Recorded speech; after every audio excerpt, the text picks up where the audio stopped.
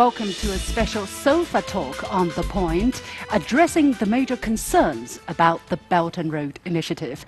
I'm pleased to be joined by a distinguished panel of guests today. They are Clare Pearson, Chair of the British Chamber of Commerce in China, Jake Parker, Vice President of the US-China Business Council, Professor Tony Huo from the National School of Development at Peking University, and Doris Naisbit, co-author of the book Creating a Megatrend. The most important international economic initiative. Where are our opportunities and how emphasize the cooperation and the misinterpretation between culture. Understand what kind of cultural backgrounds they have. Introduces something very new. I call it harmonizing power.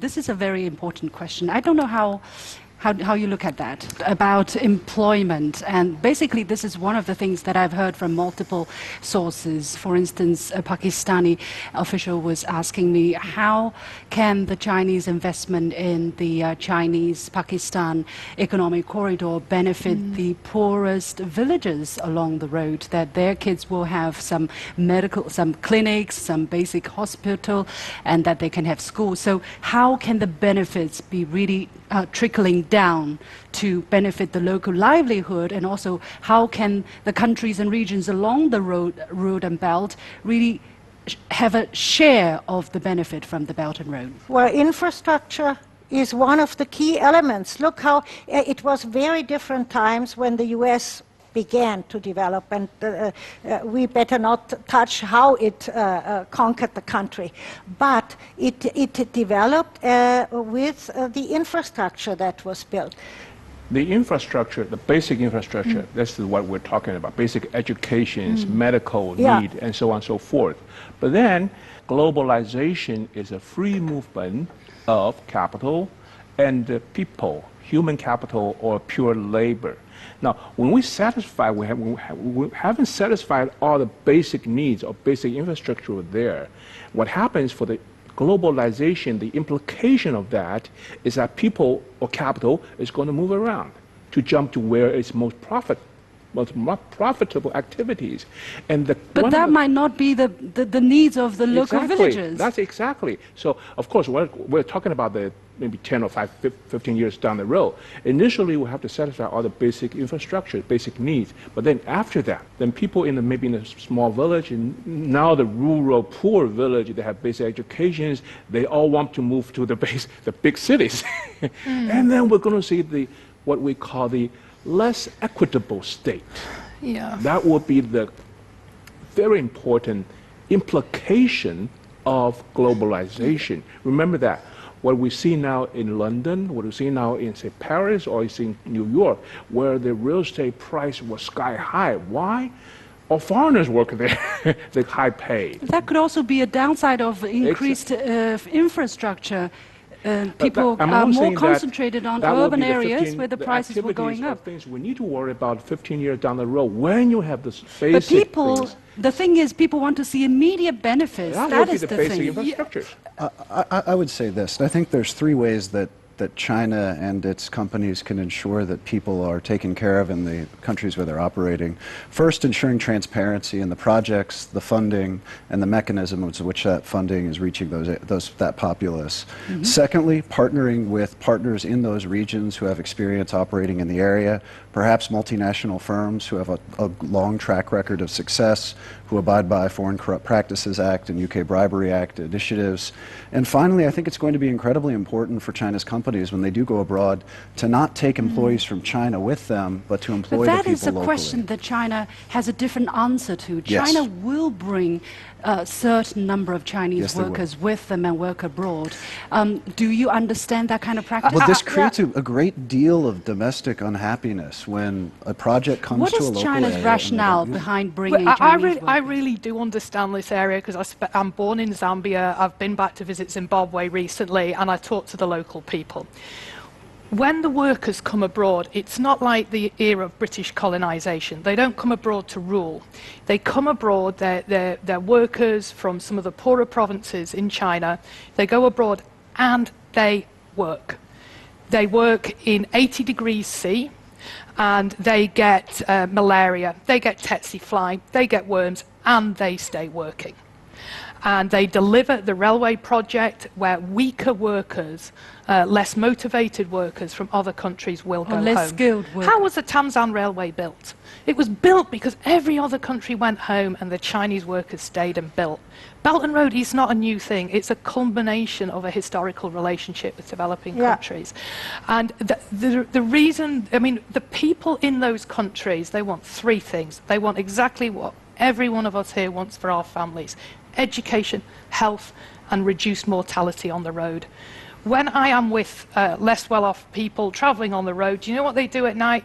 They burn a lot of joss sticks to their Buddhist god. And I'm saying to the driver, why are you burning those joss sticks? And he said, because tomorrow could be my last day, because tomorrow we're taking a lot of mountain routes. And I feel for that guy, and I feel for that guy's potential widow and potentially orphan children.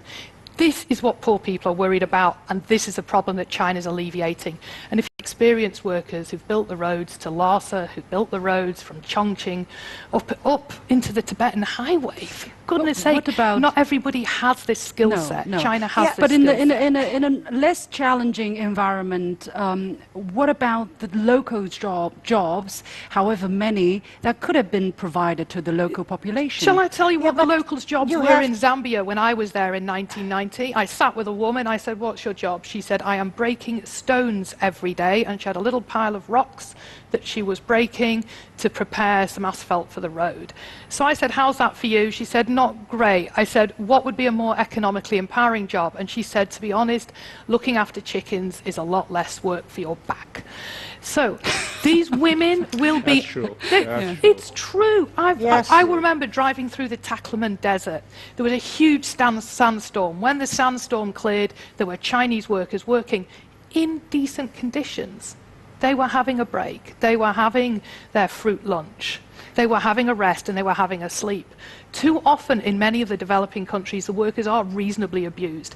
At least if China comes over and brings its own workers, you have a degree of central control that completes a difficult project in the minimum amount of time and with a quality product at the end of it. Yeah. And I'm okay with that. How would you do it? You don't have the qualified people in those countries from scratch. I mean, you don't. You can't. You don't. Easy. And also that's China has a big capacities here. employment, big labor force, which also need jobs, right? And the people in those countries are happy then to get to start at a level which they can also fulfill. I mean, you have to also fit to the job, and the woman, if she gets the opportunity to do the chicken, that's already... She's gone up the economic chain, and she can also get a decent teacher who will travel to her village school by train, which is a democratic form of transport, to enable her children to get to university. And when she's having problems giving birth to her next child, she can get to a hospital quickly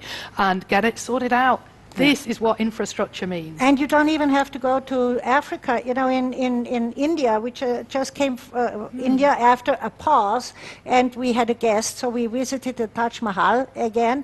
And in Agra, you get off the empty highway, and you are in Agra, and everything looks the same. The children are not in school. You know, the conditions are just very bad. Well, I hope really, really after a while, when the local economy starts to develop, when the quality of the local labor force starts to rise, there will be more opportunity and more jobs will be created as well. Now, another major concern is about security and how to share the kind of potential risks of any project, because China is not going to fund independently all these projects, and they all have to be shared as much as the benefits. How do you look at the need for security is there, but the source of the security is not independent from the economic force. That's something we have to really address. You just don't say politically, I want security. There's no win situation. What about some of the countries that are still at war, still very unstable? For instance, Afghanistan, people worry about what are they going to do? Maybe the roads. Economics, Afghanistan has improved a lot. I just read articles on that. So Afghanistan's, Pakistan's, because of their economic has progressed a lot, the security problem has somehow, I don't say disappeared, but you look at the picture, you look at the newspaper, you see bombing in Afghanistan, you say, oh wow, there's still a lot of things, but the actual thing is not. But what kind of risk does that pose for investors? Because when you invest, you don't want to go into There are always security problems. I'm only saying that security is not a cause for not going to invest or economic reason. And if you want security out of political reasons, you're not going to get it. I agree with the professor. I think economic stability brings about political stability over a long period of time. However, I think a more interesting question when it comes to security and stability abroad, when China's investing, and it will inevitably, companies will inevitably run up against security situations, perhaps hostage taking. Will China continue to abide by its policy of non-intervention when it's faced with its people being threatened abroad? And I think they did a great job in Yemen when they obviously evacuated those people there. But will China be able to retain its somewhat Is that also possibly the reason why China built its first overseas base in Djibouti as a kind of potential capability to protect Chinese business interest abroad? Yeah, I think you make a good point here. I don't see the Belt and Road economic enhancement of the region as a project. I see it as a process. I remember when Senator Mitchell was completing his map of the Irish Peace Treaty, and he presented a map of Ireland with the spots of unemployment, and then he overlaid it with a transparent picture of the places of greatest terrorism. Almost a one-to-one match.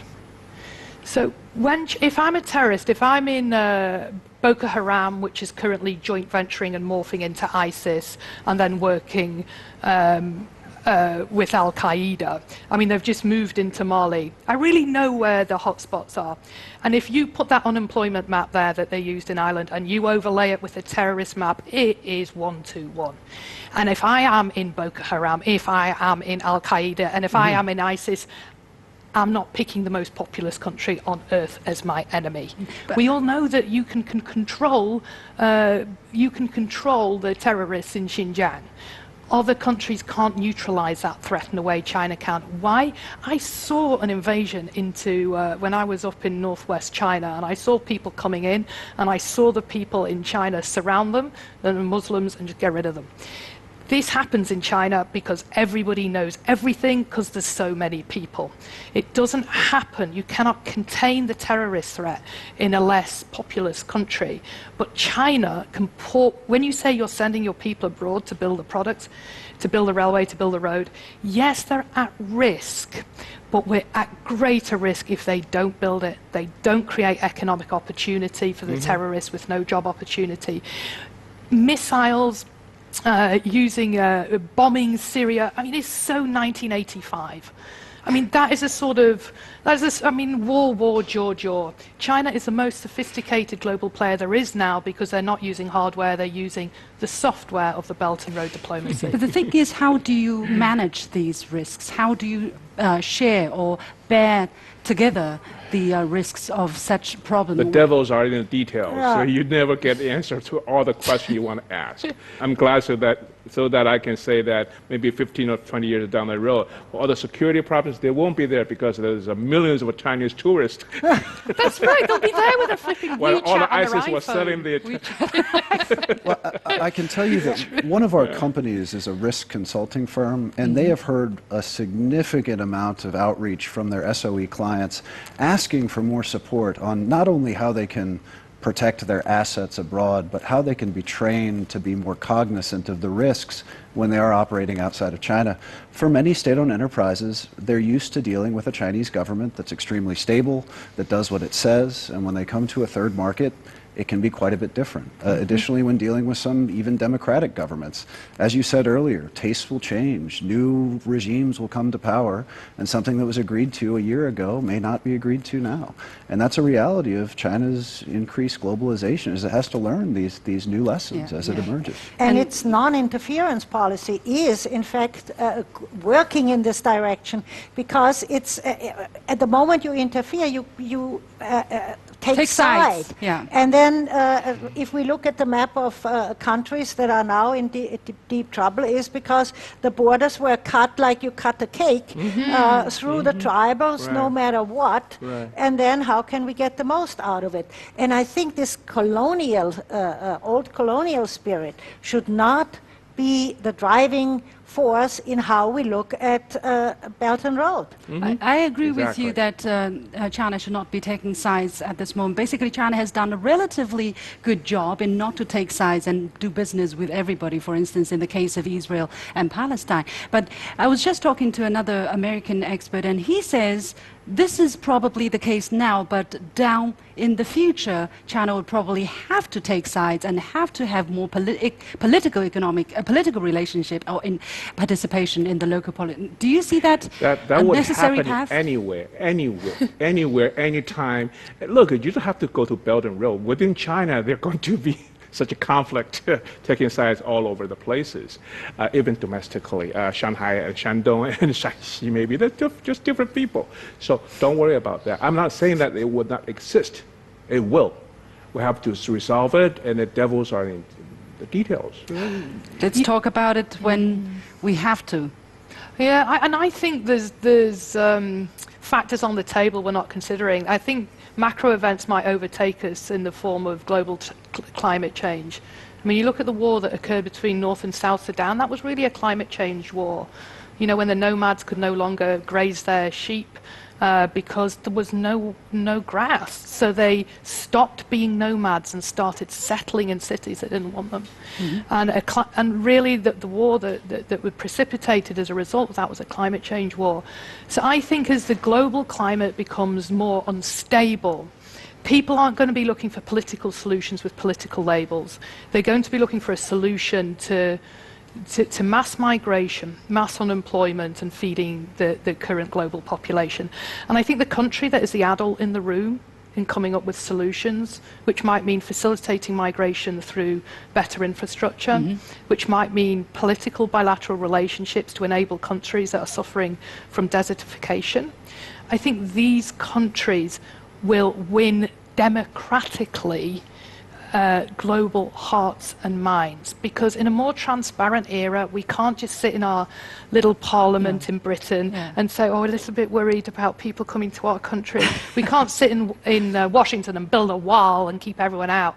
Poverty doesn't see walls. Poverty doesn't see political labels. Poverty will go. Desperation, there's no such thing as the happy poor, there's the desperate poor. China knows about poverty management, and it will export that knowledge. Finally, maybe a little bit theoretical question, but what is the relationship of the Belt and Road Initiative with regional economic organizations, such as we have the ASEAN, we have the Eurasian Economic Union, we have the Central and Eastern Asian countries, 16 countries altogether with China, we have NAFTA, we have all of these regional organizations, and on top of that, we have all of these regional trade blocs, right? Trade arrangements, and EU, let's not forget the EU, one of the most important. What is the relationship between the Belt and Road with these regional organizations or these regional trade blocs, and is the Belt and Road going to weaken their role? There will be many WTOs, so to speak, but I believe there are going to be a multi-center or multipolar world in the future. So there's not going to be a universal things that apply to everywhere. But again, the devils are in the details. And I think in this regard, China's one-party system is of an advantage, because it doesn't need to deal with the problem, not, let's say, whether it's Africa, Latin America, or Asia, or with the eye on the next election. Actually, we should do this, but we can't do it because it's not popular at home. You know, the more holistic the project can be seen, the more holistic and in a comprehensive way China looks at that, with the background that we are able to sell our decision at home. Selling one belt, one road at home, I think, is one thing that China needs to do. We are doing that. People we are doing that, have indeed. not a lot of ideas about what it is. Can these different regional arrangements be connected? Basically, that's one of the challenges we're talking about. The problem is they already are connected. It's the mobile phone, right? So in the old days, you used to get the white guys did the television, right?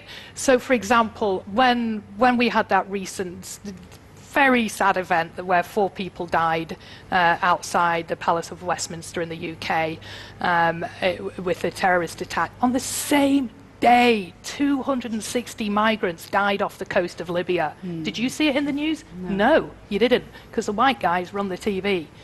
But because everybody has a mobile phone, those 260 widows left behind in Libya, or the orphan children that die when their father gets turned over on a boat that nobody reports, they increasingly have a voice. African Union can be their mouthpiece. So there's going to be an inversion in the global world order, which is going to be painful for some countries. So, but it's going to happen anyway, because democratically speaking, 80% Belt and Road, 6% EU, 4% US is a new world order. Some are going to win, some are going to lose. You're inviting everyone to the Belt and Road party, but not everyone's picking up your invitation. No, but they everybody might just is regret invited. That. Everyone's invited, and you're the only country, I mean, you're speaking at Davos as the only globalizing leader, or the only country with a global initiative on the table, which is viable for delivery in a globalized world where everybody knows what everyone's doing. Jake, what do the American business circle think about this win-win? Are they seeing it as win-win as well, or because absolutely, all of our some companies see sour. this. Absolutely, every single one of our companies sees this as an opportunity. They don't see it as a threat. They see it as a way to, one, potentially addressing overcapacity. It raises the overall prices as additional steel and glass and cement are consumed in Belt and Road countries. They see it as an opportunity to contribute into the projects through their capital goods, their materials, their expertise. So foreign companies are very interested in engaging. And just to address your last question, I think that increased multilateralism is very positive. Deepening trade ties between countries is very important. We want to avoid, our organization, the U.S.-China Business Council, wants to avoid isolationism, which is a direction that we could potentially be heading under the new administration, and that's something our companies are deeply opposed to. So if the Belt and Road initiatives help to extend those ties across new countries and new areas, then that's something we very much support. Indeed, that's why we have this discussion. But before we wrap up, last question to each one of you. What will you be looking for? Or what is the question you're asking yourself about this initiative at this particular moment? Tony? I would like to see a more integrated relationship between China and the rest of Belt and Road. But when I say China, I mean all parts of China. Actually, China is very much divided with the northeastern part of it, the coastal part and the middle part and the southern part. And they all have different development styles. And when you look at the entire China and say what China's relationship with the Belt and Road, and then I would say as a Chinese, I would say more an integrated relationship between all parts of China with Belt and Road. Doris? I think that the optimism, the positive, also the self-responsibility that Belt and Road is bringing with it, because it is up to you. It is up to you as a person, it is up to you as a company, as a country, whether you jump on that train, whether you share this platform or not. And with all the flaws that there might be, with all the hurdles, it's for the next generation a wonderful, positive thing to work for. Jake? Just representing the interests that speak to us, I would love to see more collaboration between Chinese companies going abroad and international companies, particularly U.S. ones. If there are members, that's even better. So just seeing that integration in some of the countries where operations are happening. Claire? I see it as sort of a road to a brighter future for everybody. increased understanding of China. I see it as China's UN. I call it BUN, B-U-N, Beijing UN. We've got New York. We've got a steamed one. Definitely a steamed one with a tasty centre. Okay. Well, if I'm going to ask you, what do you want to see better? Do you have any suggestion? I mean, I know you have very good feeling about it, but anything you want to see done better? I want China maybe we should have like a bike race from starting in London and starting in Beijing, maybe on Mobike, and see who gets further. Who gets further. Sort of a bike relay, because I see it as bringing cultures together and potential for so much fun. Yeah. So many business parties are dull. Have you ever had a dull party with your friends from Africa and the Middle East? Because I haven't. The food's better, the dancing's better, the conversation's more lively.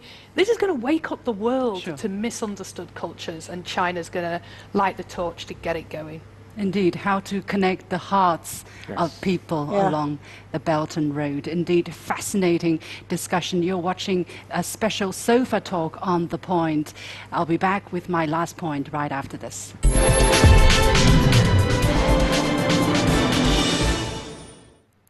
It's been a somewhat interesting and unusual discussion. When looking at a new initiative, it is important to address the concerns and questions people have about this initiative so that the success of this initiative can be achieved.